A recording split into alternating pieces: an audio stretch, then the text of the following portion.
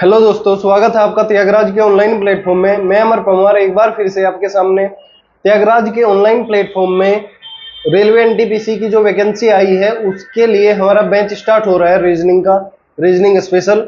तो आपका आज की जो फर्स्ट क्लास है वो इंट्रोडक्शन क्लास होगी। उसके बारे में बताऊंगा कि आपके कौन कौन से टॉपिक आ रहे हैं और कैसे टॉपिक आ रहे हैं और उनमें से क्वेश्चंस कैसे पूछे जाते हैं। ठीक है, तो सबसे पहले हम बात कर लेते हैं। हमारा फर्स्ट टॉपिक आएगा एनालॉजीज। टोटल 17 टॉपिक हैं और मैं आपको एक एक टॉपिक को बताऊंगा और इसके बारे में हमारे कल से जो आपकी रीजनिंग क्लास है वो हर एक टॉपिक की रेगुलर क्लास होगी एनटीपीसी स्पेशल के लिए। तो आपकी सबसे पहला जो आपका टॉपिक है वो एनालॉजीज है। एनालॉजी में आपके क्वेश्चंस होते हैं, जैसे कोई भी क्वेश्चन होगा, जैसे ए का कोई संबंध है बी से, ऐसा ही आपसे पूछ लेगा बी का किससे संबंध होगा। ठीक है, तो इस टाइप के क्वेश्चंस आते हैं एनालॉजी में। सेकंड क्वेश्चन आपका सीरीज आते हैं। ठीक है, इसमें सीरीज में आपका मैथमेटिकल सीरीज भी होती है और अल्फाबेटिकल सीरीज भी होती है। मैथमेटिकल सीरीज कैसे होती है मैं आपको थोड़ा सा बता दूं इसके बारे में।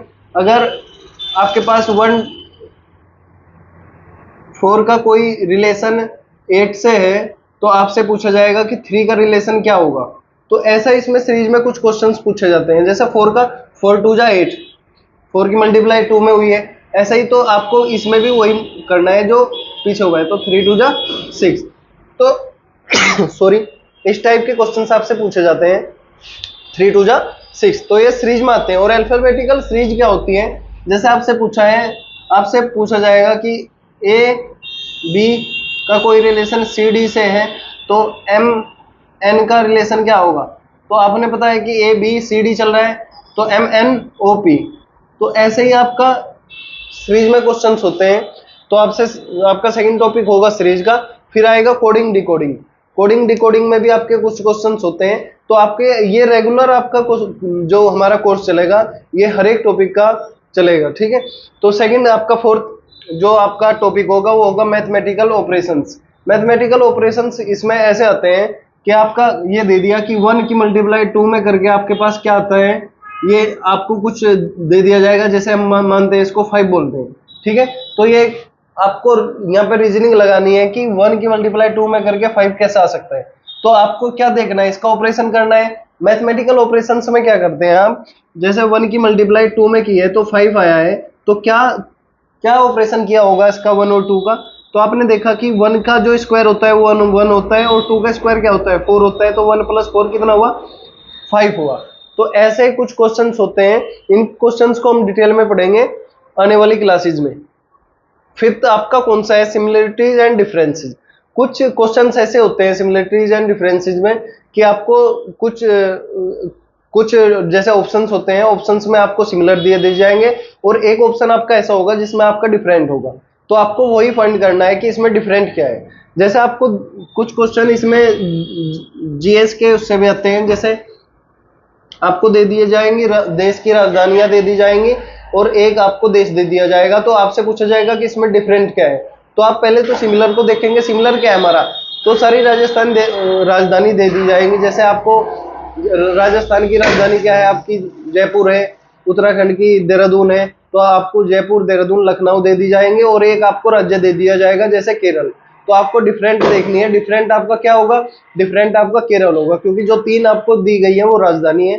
तो ऐसा ही सिमिलरिटीज और डिफरेंट में आपको पहचानना है। ठीक है, ये टॉपिक भी हम लेकर आएंगे साथ में ही। और 6th जो टॉपिक है हमारा रिलेशनशिप्स का है। रिलेशनशिप्स का मतलब है कि जैसे कि राम की माता की बहन, उसकी बहन का भाई, ऐसा क्वेश्चंस होते हैं कि उनमें आपको संबंध निकालने होते हैं कि राम की माता उसकी क्या लगी और राम का भाई उसका क्या लगा। तो ऐसे इसमें क्वेश्चंस आते हैं, संबंधता के लिए बोलते हैं इसको कि आपस में संबंध कैसे हैं। तो इसको एक्स वाई से भी कर सकते हैं, आगे मैं आपको समझाऊंगा इसके बारे में भी। तो इसमें कोई आपको चिंता करने वाली बात नहीं है। 7th क्वेश्चन आपका है एनालिटिकल रीजनिंग। एनालिटिकल रीजनिंग में आपका क्या होता है, ये सबसे बेस्ट टॉपिक होता है और इसमें ज्यादातर ट्रिकी क्वेश्चन होते हैं। जैसे आपको नंबर ऑफ स्क्वायर को निकालना है, नंबर ऑफ स्क्वायर कितने होते हैं, नंबर ऑफ लाइंस कितनी होती हैं, नंबर ऑफ ट्रायंगल्स कितने होते हैं, तो ये आपको निकालने होते हैं। नंबर ऑफ रेक्टेंगल, तो इसमें ज्यादातर आपको स्क्वायर को फाइंड करना होता है कि इस फिगर में कितने स्क्वायर हैं या कितने ट्रायंगल हैं या कितनी लाइंस हैं। तो ये जो क्वेश्चंस होते हैं ये हमारे किस में आते हैं, एनालिटिकल इंजीनियरिंग में होते हैं, ठीक है, रीजनिंग में होते हैं, सॉरी। तो आपका आता है सिलोजिज्म। सिलोजिज्म में क्या होता है आपके, जैसे ऑल पी इज क्यू और some P is equal Q, तो ये आपके इस सिलोजिज्म में आते हैं और इसमें ज्यादातर क्वेश्चन आपको यही पूछे जाते हैं कि all P is equal to Q और all Q is equal to R. तो ऐसे क्वेश्चंस होते हैं, इनको हम ऐसे फाइंड करते हैं, ठीक है। दूसरी बात है इसमें हम क्या करते हैं कि आपको फाइंड करना होता है कि some P is equal to क्या हूं। तो आपको ये क्वेश्चन आपको देखने के मिलेंगे, जैसे ही मैं आपको अभी तो इंट्रोडक्शन क्लास लेकर रहा हूँ, आपको समझा रहा हूँ कि भाई ये टॉपिक्स आएंगे और इन टॉपिक्स पर किस टाइप के क्वेश्चंस पूछे जाते हैं। तो मैं आपको बस अभी थोड़ा ही बता रहा हूँ क्योंकि एक इंट्रोडक्शन क्लास है। सेकंड आपका आता है जबलिंग। जबलिंग में आपके क्वेश्चंस होते हैं जैसे आप यानी कि कोई लैंग्वेज दे दी, जैसे जबलिंग सेंटेंस होते हैं या जबलिंग वर्ड भी आते हैं। जैसे ये दे दिया है, एक मिनट,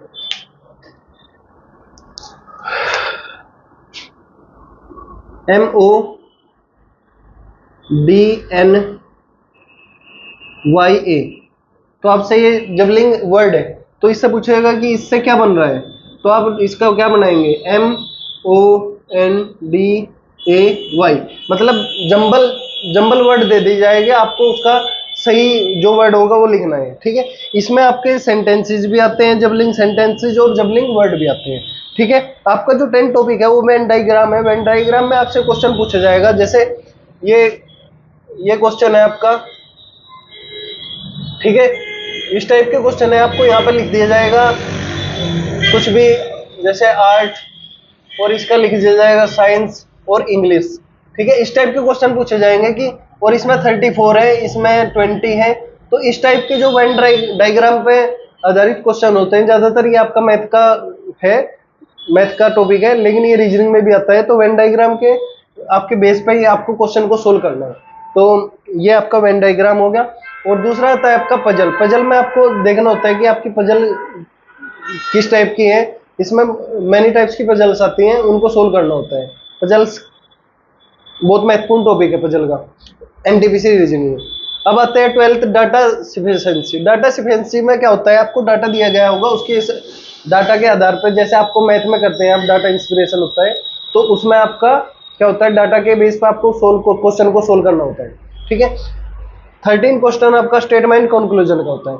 स्टेटमेंट दिया गया होगा आपको और उसका कंक्लूजन निकालना है कि अगर ये बात कही गई है, क्या इसके जो कंक्लूजन में ये बात सही है, तो आपको बतानी होती है कि हाँ ये जो कंक्लूजन है ये स्टेटमेंट से रिलेटेड है। अगर कंक्लूजन स्टेटमेंट से रिलेटेड नहीं है तो आपका उसको नहीं बताना है, ठीक है।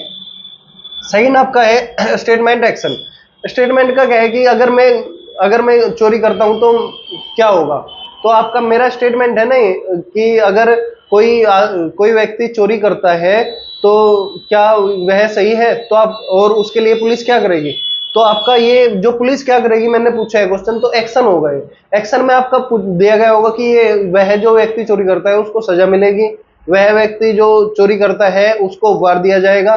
तो ये आपके एक्शंस है। आपको एक्शंस को फाइंड करना है कि इस जो आपका स्टेटमेंट है, इस स्टेटमेंट पे आपका एक्शन क्या होगा। अगर आप ये कह रहे हैं कि इस स्टेटमेंट पे आपका एक्शन ये होगा कि उसको सजा मिलेगी, तो आपका राइट आंसर है। अगर आप ये कह रहे हैं कि उसको उपहार दिया जाएगा, तो आपका रॉन्ग आंसर है।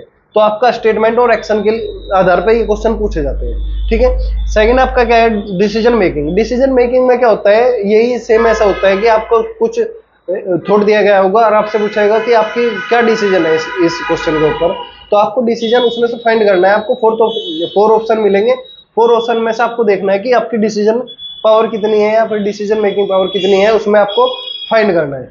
आपका मैप्स होगा। मैप्स ऐसा होता है कि राम है वह ईस्ट की ओर 3 किलोमीटर गया, फिर ईस्ट से वेस्ट की ओर 5 किलोमीटर गया। तो आपका ये मैप्स के आधार पर आता है। मैप्स आपका कि भाई फिर पूछेगा कि राम अब किस साइड पे है, अब राम किस साइड पर खड़ा है या फिर कितने मीटर पर खड़ा है। तो ये आपके जो रिकॉर्ड ऐसे क्वेश्चन होते हैं वो मैप्स के अंतर्गत आते हैं। दूसरी बात है, मैथ्स में ज्यादातर आपके जो होते हैं वो लेंथ भी पूछते हैं और आपसे जो डायरेक्शन भी पूछते हैं, ठीक है। तो इस टाइप के क्वेश्चन मैथ्स के आधार पर होते हैं। इंटरप्रिटेशन ऑफ ग्राफ्स, आपसे ग्राफ्स के कुछ क्वेश्चंस होंगे, ये रीजनिंग में कुछ ही एग्जाम्स में पूछे जाते हैं। जैसे ग्राफ्स मैप्स हुए तो आपसे ये ज्यादातर एग्जाम में नहीं पूछे जाते, जैसे एनटीपीसी रेलवे के कोई भी एग्जाम हुए उनमें आपसे ये क्वेश्चन पूछे जाते हैं। ग्राफ के आधार पर जो रीजनिंग होती है उसको हम आने वाली क्लासेज में देखेंगे। तो हमारे ये आज जो, और ईटीसी में आपको महत्वपूर्ण टॉपिक है, ईटीसी में क्या होता है, एनटीपीसी जो रेलवे है या रेलवे आरआरबी जब एग्जाम कराता है तो कुछ सम्स ऐसे होते हैं कि भाई वो आपको दे देता है और वो जो कि सिलेबस में नहीं होते, तो फिर उसके लिए जवाब ये होता है कि मैंने ईटीसी लिखा था, सिलेबस में क्या दिया था, एक्स्ट्रा। तो इसमें ये होता है कि जो ईटीसी में सम्स आते हैं वो आपके सिलेबस से जो मैंने बताए हैं उससे बाहर आते हैं, तो उनके पास बचने के लिए एक प्रूफ हो जाता है कि हमने ईटीसी भी लिखा था, मतलब कुछ भी आ सकता है। तो लेकिन ये तो आएंगे ही आएंगे, इन जो टॉपिक्स में मैंने बताए हैं इन टॉपिक्स से तो आपके पास क्वेश्चन आएंगे आएंगे और एक्स्ट्रा भी आ सकते हैं, तो उसका भी विशेष ध्यान रखना है। जो मैंने आपको 16 या 17 टॉपिक बताए हैं इनके आधार पर हमारी आने वाली क्लासेज होंगी और रेगुलर क्लासेज होंगी। ऐसे ही हमारे साथ हमारे चैनल से जुड़े रहिए।